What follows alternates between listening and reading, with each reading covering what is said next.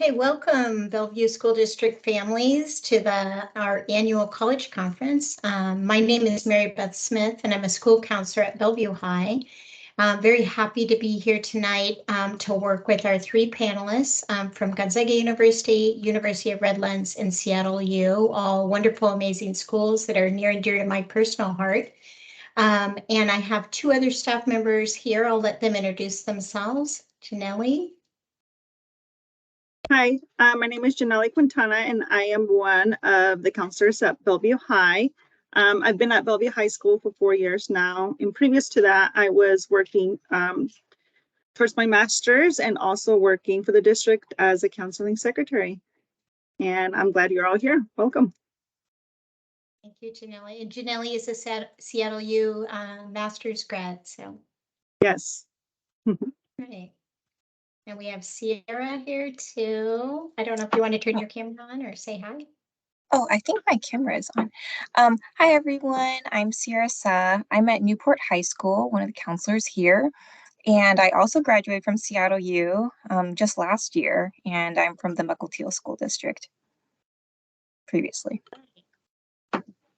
Okay, so our panelists tonight are going to introduce themselves and spend a couple minutes talking about their school.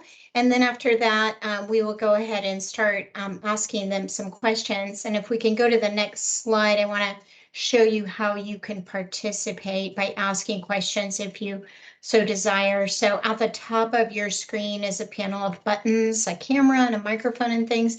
You can't ask questions on mic or turn your camera on, and that's been disabled, but you can click on the little chat button there and you'll be able to put a question in there. And then behind the scenes will be our panelists and Sierra and Janelle answering questions as quickly as possible. So without further ado, I think we'll have Anna introduce herself and we'll go through. Thank you. Hello, good evening. My name is Anna Egeter. I use she, her pronouns, and I'm one of the Senior Associate Directors and Director of Pacific Northwest Recruitment for the University of Redlands. Redlands is a campus of about 2,300 students, and we are in Southern California, in between Los Angeles and Palm Springs. We're a campus community that has a really strong school spirit. All of our students live on campus for 4 years. Known for having a really flexible curriculum, as well as a curriculum that really stresses service and how can you take what you're learning in the classroom and put it into action to be a change agent and make an impact in the world around you. And also, fun fact, we have a live bulldog mascot. His name is George. You can follow him on Instagram. So I'll turn things over to Becky to introduce herself. Awesome. Thanks, Anna. We do not have a live bulldog. I wish that we did, but we are also the Bulldogs. But I'm Becky Stockton. I work at Gonzaga University. I'm a senior admission counselor, work with all of our students from east side of Seattle. So I'll be kind of your point of contact after tonight if you have any questions. But Gonzaga, we're a medium-sized Catholic liberal arts university in the Jesuit tradition, just like our brother or sister school, Seattle U. They'll introduce themselves next, but about 5,000 undergrads over in Spokane, over 75 different academic programs. We have our School of Arts and Sciences, Business, Education, Engineering, Applied Science, Nursing, Human Physiology, lots of student life opportunities. We require students to live on campus the first 2 years, lots of master's programs as well. So now I'll hand it off to our Seattle U rep. Thanks, Becky. Hi, everybody. I'm Andrea Frangi. I'm the Senior Associate Director of Admission for Seattle University. Apparently amazing at my job because 2 of our counselors this evening went through the Seattle U program. I had nothing to do with that. Seattle U is a mid-sized private Jesuit university located right in the Capitol Hill neighborhood. So of the 3, we are the closest to you. But I think it's really important to talk about how you can still have that going away to college experience and stay close to home. Seattle U requires that students live on campus for their first 2 years. So you can go away to college, have that residential experience, and be at home for Sunday dinner if you'd like, or free laundry. We also have some students who choose to remain at home, come for class, come for extracurricular activities, athletics, volunteerism, activism, things of that nature too. So many options for you. We're founded in a liberal arts tradition, but of course have strong engineering programs, sciences, lots of research opportunities for students as well. If you're interested in learning more, not a far drive to come check us out. Awesome. Thanks, guys. What we'd like to do now is just start. We're going to ask each panel member to answer one of the questions, and if the other two would like to add something at the end, they will, and then we'll move on to the next question. Okay, so we'll start with you, Anna. So if you could give a brief overview of how the admission process works, and include information regarding how to apply, like do students apply through the Common App or do you have your own separate type of application? If you could address that, that'd be wonderful. Thank you. Yes, great. So the Common Application is truly common and is used by over 900 different colleges and universities throughout the United States as well as the world. The three of us on the panel today all use the Common Application. And I also want to mention that the Common App is used by the University of Washington for the first time this year as well. That being said, you will find that other institutions in Washington, I'll mention Washington State, I believe, still uses their own institutional application. And there's also, and you'll find a number of schools that have that as well, which means that it's just an application for that particular university.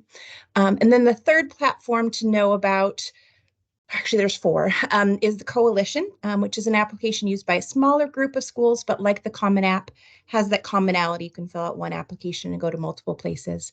Since we're on the West Coast and I work for a college in California, I think it's also important to mention that there are some state systems, and the University of California and the Cal States are two really good examples that have their own common application within their public school. So if you're applying to the UCs, Berkeley and UCLA, for example, use a single application. Welcome to the world of it can be confusing. So the good news is we usually are really clear as to what you need to start with. And so know that when you get to the application point where you start applying, that's where you need to sort through and know what platform you want to work on. So right now, don't worry about that for the moment, because we will all be really clear with what that is. So what happens? You apply to the universities. I can't think of a school that does paper anymore. There may be one out there, but essentially you will apply online, and using the Common Application, you'll be able to select your multiple schools. You'll fill out all the good information. I know we're going to talk about some of those different aspects later today, this evening. And when you submit your application, you may also be turning in things like your transcript. You may also be turning in letters of recommendation, those sorts of things. And in the Common Application is where you do some of those things. Also know that each high school, so there's multiple high schools I know in the Bellevue district, will have different ways that you need to request your items, because when we're reviewing your application, it's looking at, yes, your activities list. Yes, at essay, we'll talk about those two things later today.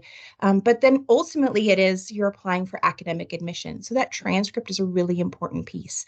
But it's not just what's that GPA. I tell students, I don't admit and deny GPAs, I admit and deny transcripts. And what I mean by that is I look at course selection, I look at rigor, I look at how have you challenged yourself appropriately within the context of your high school. And then also looking at grade trends, and grade trends can be, 10th grade, you did better than 9th grade, et cetera, et cetera. It also can be, maybe you're most challenged in foreign language, and I can see overall that is a challenge point, or maybe you really excel in the sciences, and that becomes really clear. So overarching all those different things we're going to look at from a lens of academics. Are you going to be a good academic fit for our institution?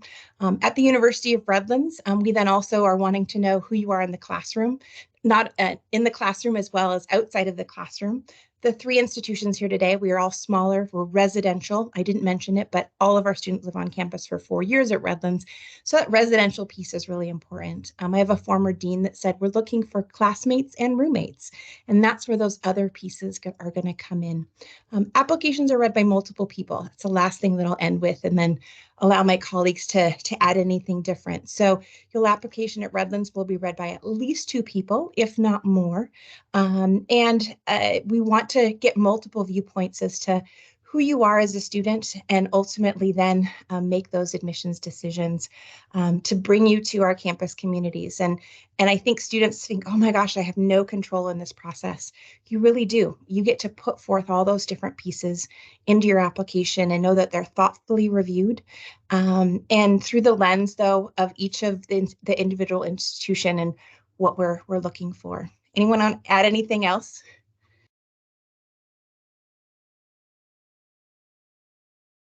Okay, thank you. That was very thorough. I love it. Okay, so Becky, I feel like we're on Jeopardy or something. So can you speak to us about just the academic strength of the transcripts? I know Anna just mentioned a little bit about how important it is, but if you can speak to the questions about AP classes, IB classes, core classes, honors classes. So as counselors, we get asked all the time, how many APs? I need one more AP to add to my my transcript. So if you can talk about what you recommend, what you guys see, and for parents to just asking that those similar types of questions, that would be wonderful. Thank you. Yeah, absolutely. So Anna gave a good kind of foundation for how important the transcript is. So we really want to see that you have challenged yourself in some capacity to an appropriate extent, like Anna said. We definitely don't want you to put your mental health at stake or to not do things that you're passionate about because you're overwhelmed with so many advanced courses. We want to see well-rounded students. But we do want to see you challenge yourself in some capacity. You know, it might make more sense to kind of build up as you get further into high school. So maybe you're taking 1 or 2 honors classes the first couple of years, and then you're taking maybe 3 honors or AP junior, senior year. Maybe you're stronger in a certain subject. Maybe you're really strong in the sciences and math. And so you take kind of those advanced courses, maybe not as much advanced English, things like that. It's totally okay to kind of play to your strengths there, but we do want to make sure that you're ready for the rigor of a 4-year university. You'll find a lot of private schools, our 4-year graduation rate is a lot higher than a lot of other public schools. And that is because we, one, give a lot of support, but we also want to make sure that you are ready before you enroll. So really kind of building up to that. Again, don't you know, stress yourself out too much. We like to see kind of build up over time. Every student's different. I never want to give a prescribed number for exactly what you need to do, but really kind of seeing how you feel. If you feel like you can challenge yourself more in an English class, maybe you sign up for AP the next year or IB or something like that. Running Start can also be a good way to kind of get that college experience as well. So really kind of playing to your strengths on that as well. Andrea, Anna, you want to add anything? All right. Okay, thanks, Becky. Okay, so Andrea, what additional types of financial aid is available at private colleges in general, or at your school, or any advice you'd like to give families about that? Thank you. Sure, no problem. Thank you. I love that it's phrased what additional. We haven't talked about any yet. So let's talk about affordability of private schools a little bit. I think sometimes the scariest thing when you're looking at private schools is the price tag. And I will say one of the things that the majority of mid-sized or smaller private schools or even large ones out there will say is that their goal is to try to be an affordable option for the students that they are admitting. We, to Anna's point, are trying to admit both scholars and roommates. And so we're building a community. And that means that while there are opportunities for academic or merit aid or scholarship, you'll hear those terms used. There are also opportunities for you to be financially awarded for identity. So when you're filling out the common application, I would say, share as much information about who you are and how you identify as you are comfortable with.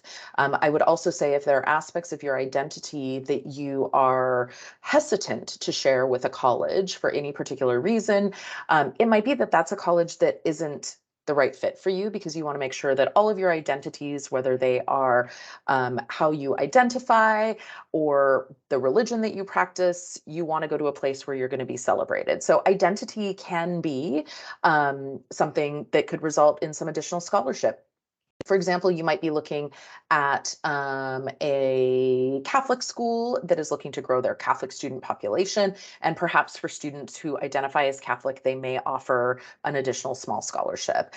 There can be talent-based scholarships. So if the entire alto sax population of the award-winning band graduated last year, they might be in the need for more alto sax players. And so it might benefit you if you play the alto sax. I did for 1 year. I was horrible and pretended to play during the concert.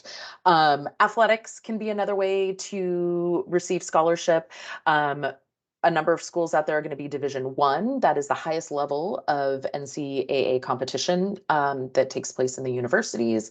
But many schools, whether they're D1 or not, might offer some academic scholarship or opportunities for students to be able to walk on and have that experience. There can be alumni scholarships. So if you are related to an alum of a university, it's possible that there might be a little financial kickback for that relationship.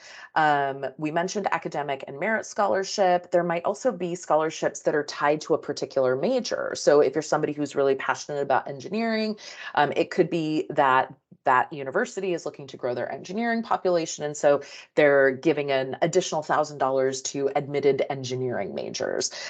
Same thing with honors. If a university has an honors program, sometimes there can be additional scholarship tied to being admitted to the honors program. So just know that various identities that you might hold, as well as skill sets or talents, could result in additional funding from a private university. And then, of course, there's in Washington, we have Washington Bound, and a number of universities in the area, Seattle U included, recognize students who are part of Washington Bound with some additional funding as well. Then there's need-based aid. So need-based aid is where if you're in Washington State, you'll fill out the FAFSA. If you cannot fill out the FAFSA, you will fill out the WASFA, and that can result in need-based aid. And need-based aid will take the form of loans, which you do need to pay back, grant money, which is also a gift, just like a scholarship.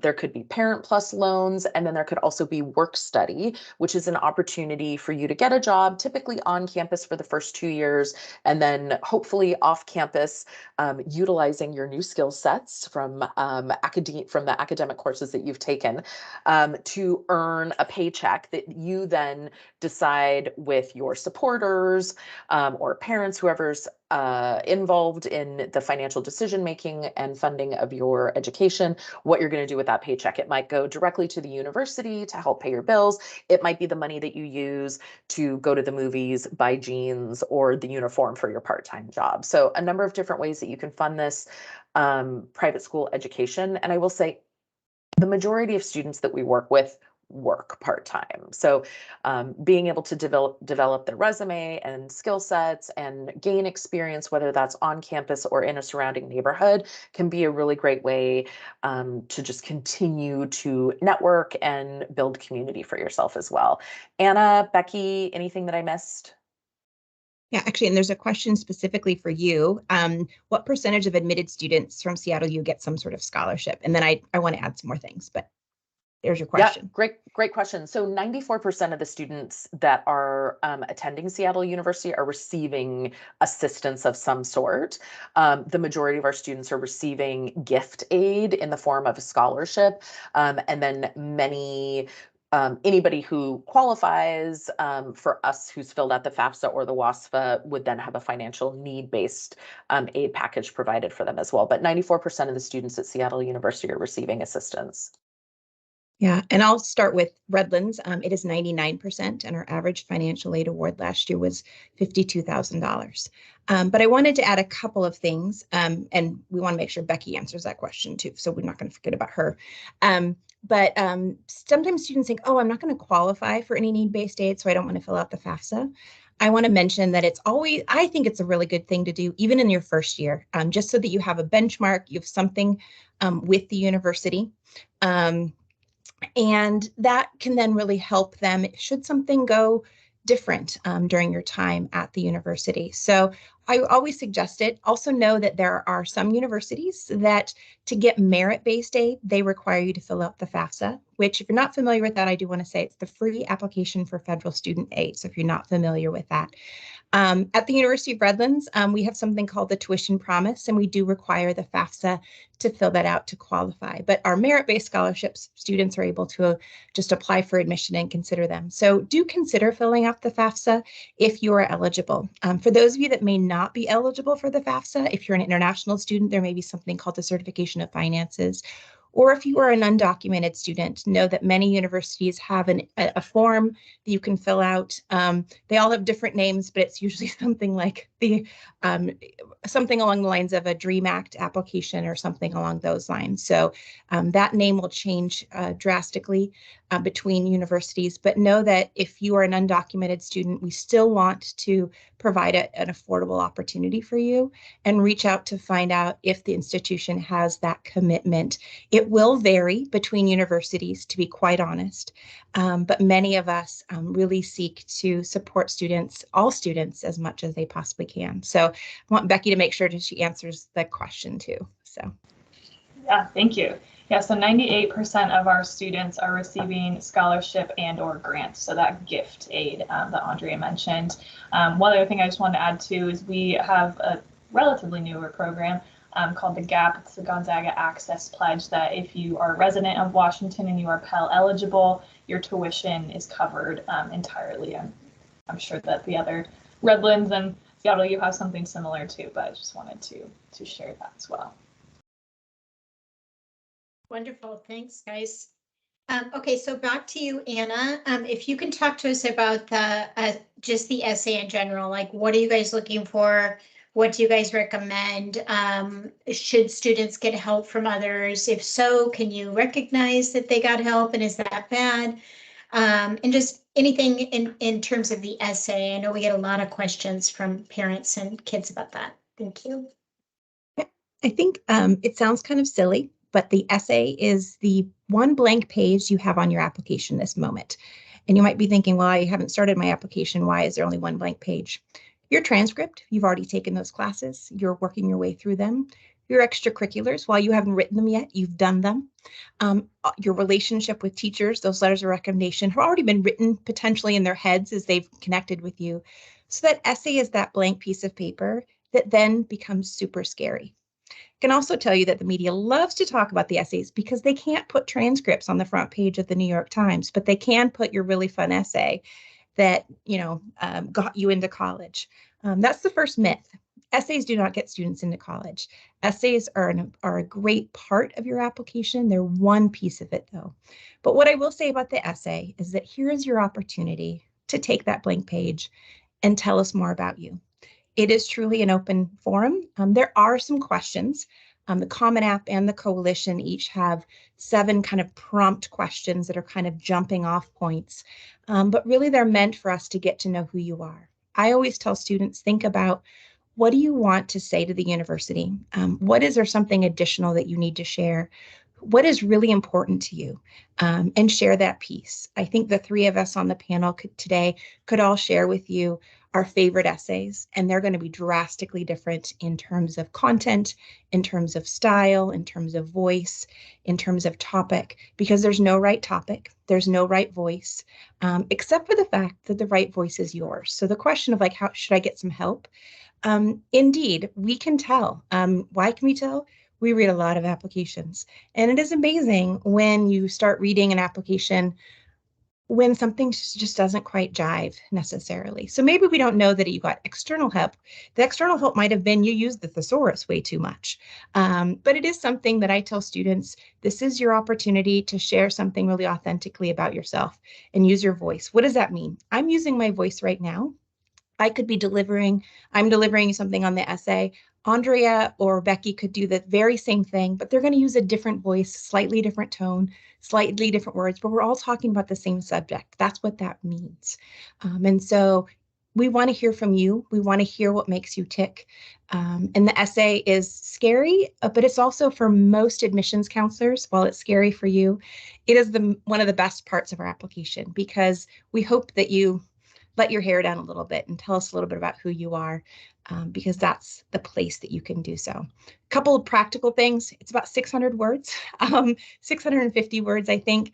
You don't have a lot of room to talk. And I also want to give a plug for the collegeessayguy.com. It is a great website. It is a free website, and this guy just does essays. And he has a lot of really good prompts, especially for brainstorming, that I really encourage students to think about doing and taking advantage of. I'll put it in the chat. I think you guys can see the chat. I'll make sure to put that in there because it's a great website. Anything to add? I think I felt like I rambled a little bit.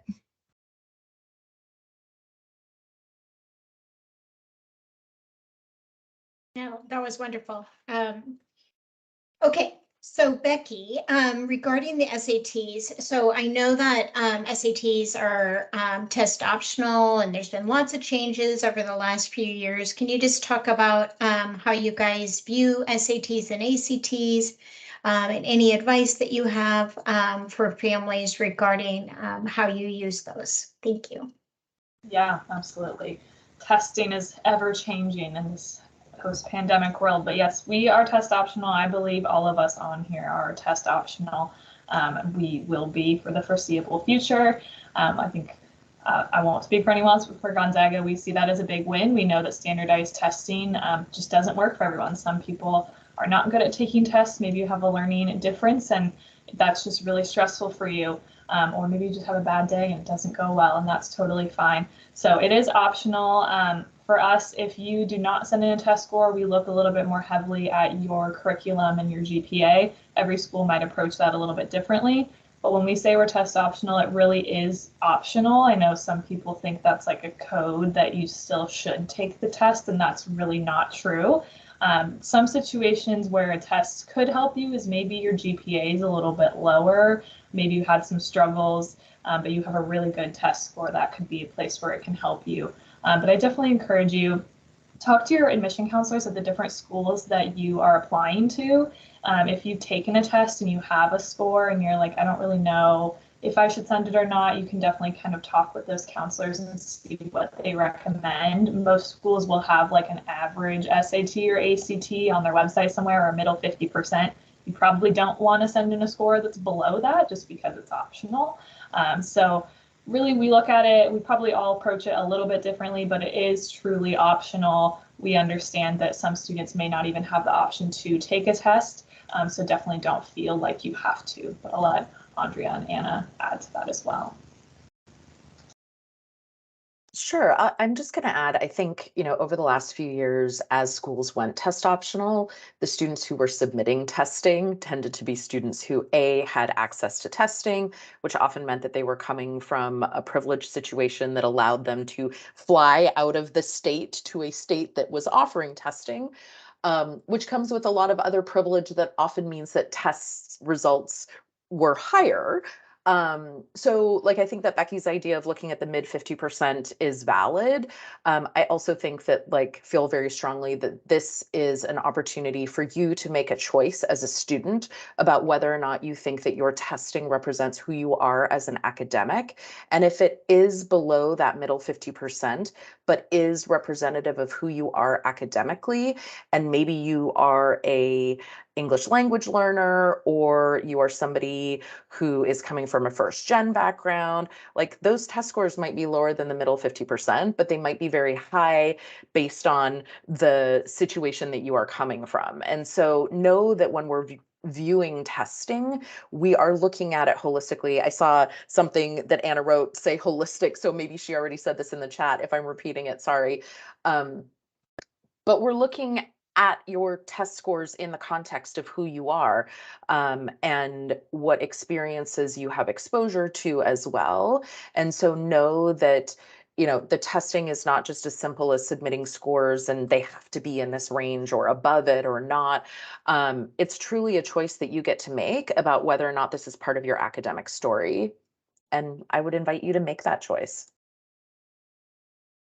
Yeah, there was a question in the chat of what percentage of students at Redlands submit test scores, and actually only 25% do. My other colleagues, I can see them nodding as well. I want to add one more thing because we didn't mention test free. There are some colleges out there that are test free. You may also hear the word test blind. I used to work for a test free institution. I moved to different places, not like we got rid of that.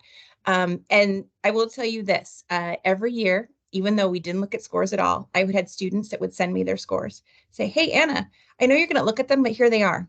Great. There is nothing I can do about that. Please do not send College Board or ACT any more money by requesting your scores and sending them to a test-free institution. You just wasted money because they are literally, you don't want to say anything goes in the garbage, but if you're test-free institution, the test scores go in the garbage. They are not looked at all. So know that is an important thing to keep in mind. And what a school is saying that way is that they are making it a statement as to where they fit, and different institutions, again, are making different decisions as to how testing fits in. It does get complicated, but again, one by one. Same thing with that Common App. Again, what does each school ask for, or which Common App, coalition, whatever it is? As you're getting that list down, then know what you need to do. Perfect. Like that. Okay, Andrea, if you can talk to us a little bit about the different types of applications that are out there, regular decision, early action, early decision, who's a good candidate for each of those types of applications? Thank you. Sure, I'll do it real quick. So there's early action, there's early decision, there's regular decision. We'll keep it pretty simple because it can get very complex. Early action is essentially an opportunity for you to submit an application, generally at an earlier time, sometime in November, often, and generally you'll receive a decision before the new year starts. The nice thing about that is if you have everything ready to go, you're slightly type A and finished your application early, got those letters of recommendation requested, you can have an idea of what avenues and what paths might be available to you, and then plan, if you have the ability to visit schools, to do so in the new year, which can be nice, especially if you're looking at like snowy Vermont. Go check it out, see if it's going to be a good fit for you or not in January or February. Early decision is a binding decision. So you're only going to be applying early decision to a university that you are super passionate about, because you will be filling out a contract and indicating that if you're admitted, you will attend. And so that's something that your counselor will sign, as well as a parent or guardian. So only be applying early decision to one school that you are intent on attending. And then regular decision is when the vast majority of students are submitting their applications. If schools have 2 application opportunities, great time to apply. Usually a January or early February application deadline gives you the holidays, season, or break from school to be able to work on your application. May 1st is going to be the national deposit deadline. So early action applicants and regular decision applicants have until May 1st to make their decision. And we're out of time. I didn't realize that when I asked you the last question, it was already 7:10. So thank you for being gracious and answering that. So we're out of time for session 1, but we do thank everybody that joined us tonight. This has been recorded as well, so we will be sharing the videos of all the sessions on the district webpage over the next few days. Please don't forget to fill out the survey at the end so that we can get your feedback. And session 2 starts here in 7 minutes. So